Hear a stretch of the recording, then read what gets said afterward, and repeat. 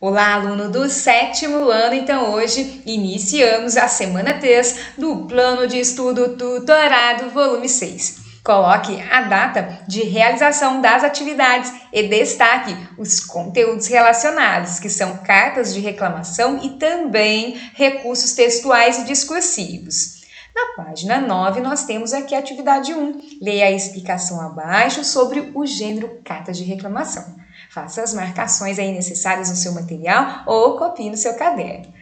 A carta de reclamação é utilizada quando o remetente descreve um problema ocorrido a um destinatário que pode resolvê-lo. É considerado um texto persuasivo, pois o interlocutor tenta convencer o receptor da mensagem a encontrar uma solução para o problema apontado na carta. Agora leia a carta a seguir e responda as questões.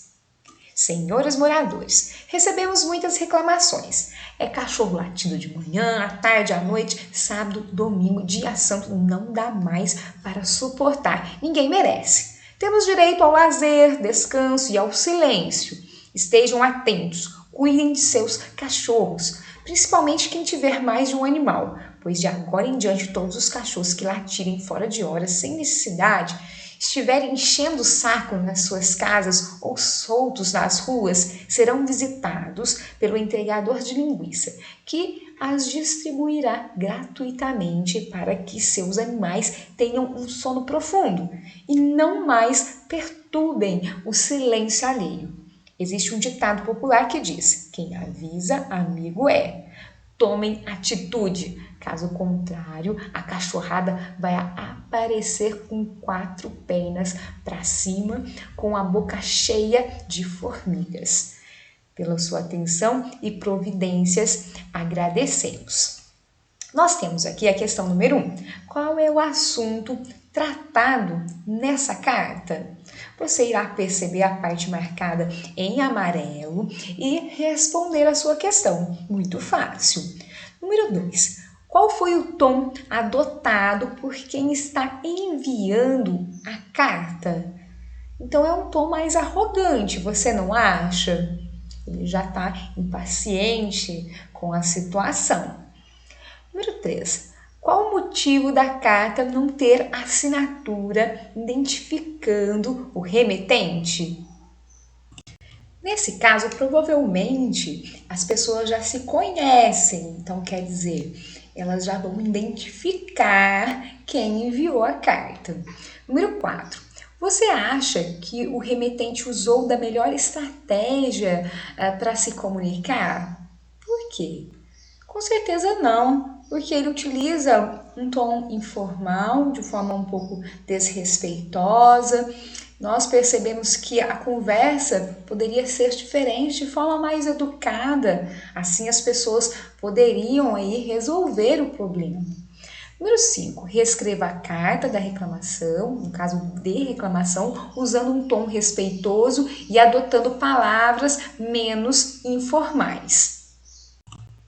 Então aqui, a partir de um outro arquivo, eu iniciei essa ideia. Então, senhores moradores, seus cachorros estão latindo demais e com isso estão nos perturbando. Sei que é uma situação difícil de controlar e aí você dará continuidade a esse texto. Lembre-se de colocar a linguagem formal. Continuando, atividade 2. Veja abaixo algumas figuras de linguagem. Então, aqui tem algumas marcações, você fará também no seu material ou irá copiar no caderno. Metáfora. Metáfora ocorre quando se faz qualquer comparação sem utilizar expressões que indiquem que uma comparação está sendo feita. Então, nós temos aqui um exemplo. Você tem uma pedra dentro do peito. Então, aqui está fazendo uma afirmação. E por que nós temos a metáfora? Porque não utilizamos o como, nem o tanto quanto e nem o parece.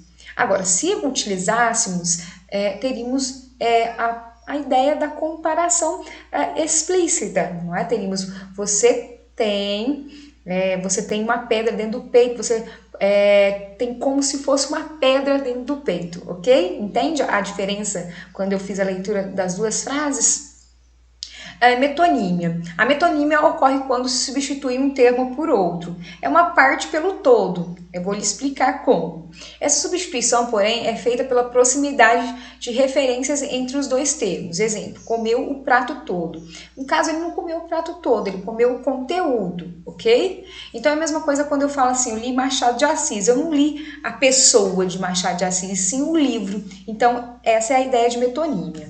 Hipérbole. A hipérbole corresponde ao uso intencional de expressões muito exageradas para passar uma ideia. Exemplo, que demora, estou esperando há séculos. Então, essa palavra há séculos é a hipérbole que nós temos. Igual quando nós estamos conversando e falamos assim, já falei mais de 1000 vezes com você. Então, essa ideia de 1000 vezes é uma hipérbole. Continuando aqui, questão 1. Agora circule o trecho da tirinha que apresente uma metáfora. Eu vou aqui deixar a ideia destacada a partir das tirinhas. Preste atenção. Fala uma coisa romântica. Meu amor é uma caravana de rosas vagando num deserto, inefável de paixão. Uau, agora traduz. Aí você está querendo demais. No caso, nós temos aqui na segunda ideia, ok? Então, está marcado de amarelo, então você irá copiar aí logo abaixo a questão. Sublinhe o trecho da tirinha que apresente uma metonímia. Meu pai tem 800 cabeças de gado. E o seu? O meu pai só tem um boi, mas ele está inteirinho. Então, aqui ele está falando que tem 800 cabeças de gado. Então, quer dizer, unidades. E aí, no caso, ele usa uma parte pelo todo, ele fala só da cabeça. Então, essa é a ideia da metonímia, tá ok? Então, aqui seria essa parte. Número 3. Leia a tirinha e circule o trecho em que apresenta uma hipérbole. Tô ficando atoadinha. Aí ele responde, né? Viu como eu canto bem? Aham. Aposto que Elis Regina está morrendo de inveja. Eu sou sinistro. Então aqui é um diálogo, né, fazendo uma crítica à questão da música, né, como ela vem mudando de acordo com o tempo. Então com certeza você lembrou aí da música, eu fiz a leitura, ficou um pouco estranho, mas na canção é um pouco diferente, porque nós temos aí como se fosse um funk, e aí dentro dessa perspectiva nós passamos para a questão, eu já fiz até aqui a marcação, então morrendo de inveja, então quer dizer, ninguém morre de inveja, nada nesse sentido a qual ele está falando, ok? Dessa forma eu vou finalizando essa aula um pouco mais curta, espero aí que você tenha entendido, tenha uma boa semana e um grande abraço.